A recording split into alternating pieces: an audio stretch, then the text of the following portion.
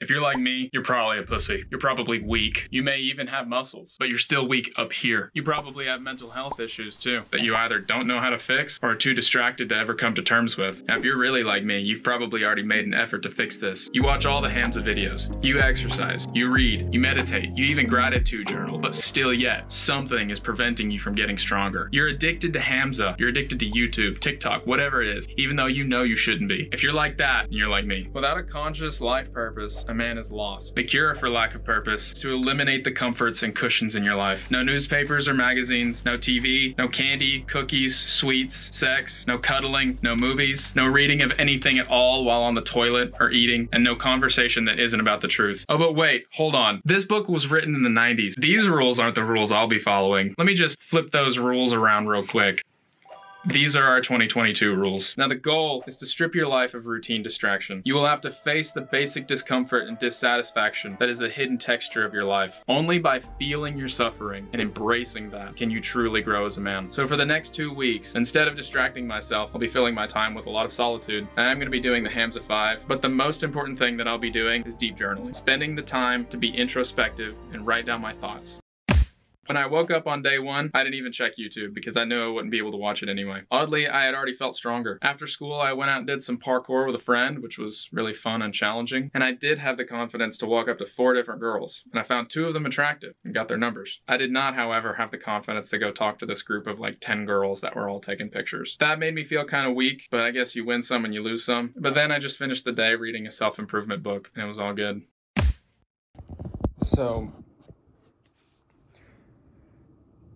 perhaps the toughest challenge today has been not being able to watch Love is Blind with my sister. Instead, I had to sit here and eat 10 pork chops alone by myself, not reading or doing anything. Since I only eat once a day, I eat a lot, and because I eat a lot, it takes me a long time to eat. So I've had a lot of time in solitude to think, and it actually is the reason for me starting to actually make this video. This may actually be the purpose that David Deida was talking about in his book that I'm finding in solitude, because I've always wanted to make YouTube videos, but I always wrote it off as not something that I would end up being able to do. But I'll admit, as I'm writing this script, I am starting to fear the unknown because I'm committing this to a video. Suddenly it's real. And I'll admit I am afraid of that. But as I've learned from Hamza and other books, it takes humility and vulnerability in order to grow. I am still young and very new to this whole process, and that I have a lot to learn.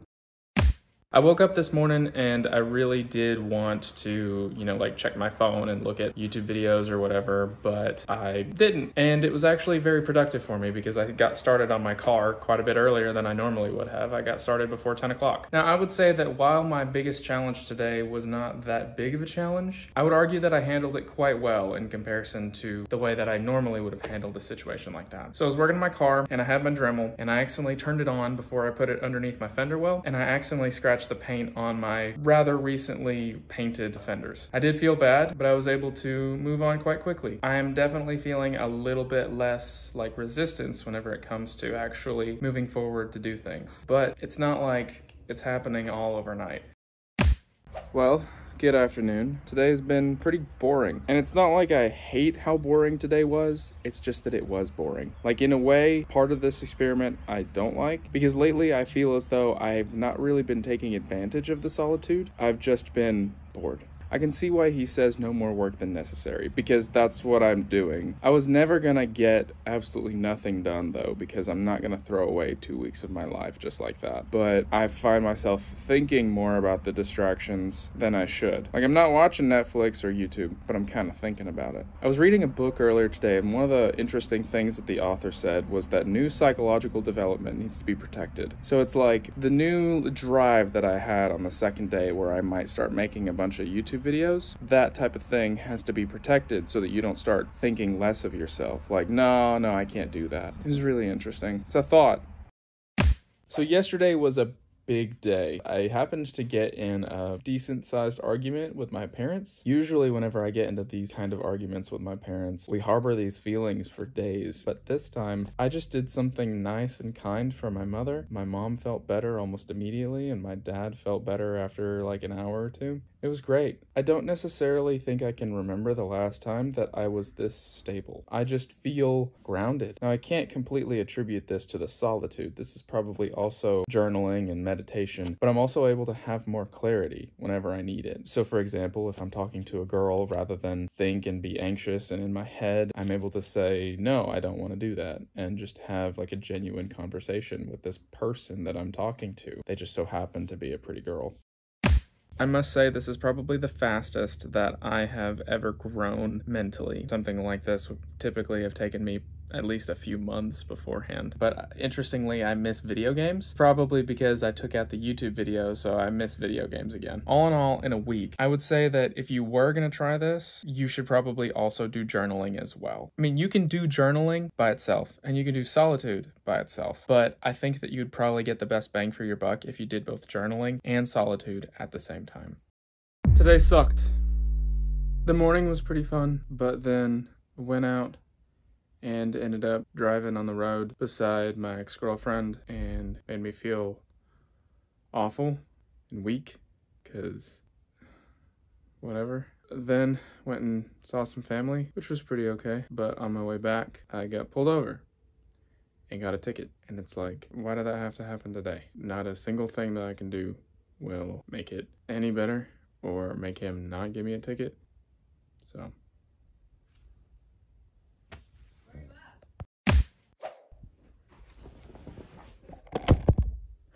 right. Yesterday, after I recorded what I did, I ended up eating some food pretty late. I don't usually eat food that late, but I ended up calling my mom and talking to her. I played my guitar for a little bit and then went to bed. And today, I haven't even meditated, but I spent probably about an hour and a half journaling, and it definitely helped. Then I called my mom again, and I feel a lot better. It's pretty clear that there are lessons to be learned from this. One, journaling really does help me. And if you have the same problems that I do, then journaling will probably help you too. It just, in a way, journaling just kind of forces you to actually think. It helps you to actually get the emotions out, especially on a day like today, where yesterday was such a challenge, and today is also challenging in the fact that it's my papa's birthday, and he recently passed away about 5 months ago now.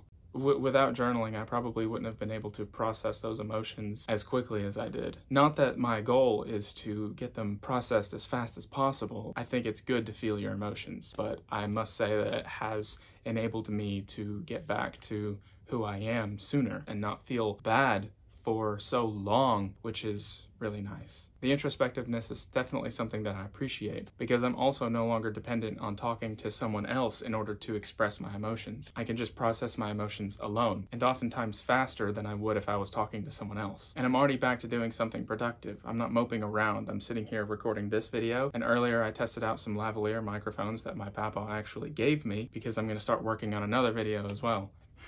It's so funny. I've literally not addressed the solitude once because I haven't even been thinking about it. I didn't wake up this morning and think, man, I want to watch TV or play a video game or look through social media. I've honestly forgotten about it. It's kind of crazy. I hope you're enjoying this video so far.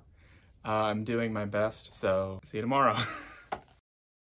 Today went very well. I got to spend time with my family and enjoy their company, eat food, just be merry. But today was my last day of solitude. It has been 11 days, and 11 days full of learning, gaining strength, getting better, and figuring out that I want to give this whole video thing a shot again. All in all, I would say that this experiment was a success. If you feel like you're waiting on someone else to lead your life for you and don't feel as though you can take charge of it yourself, I highly recommend this.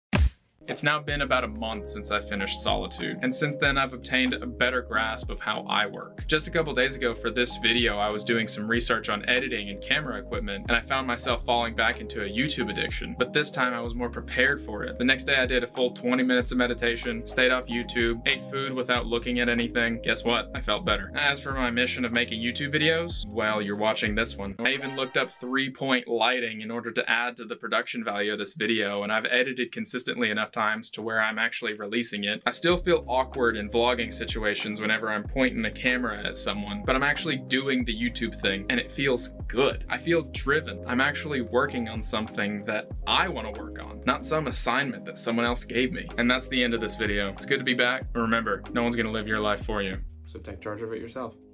But you can watch this video if you want.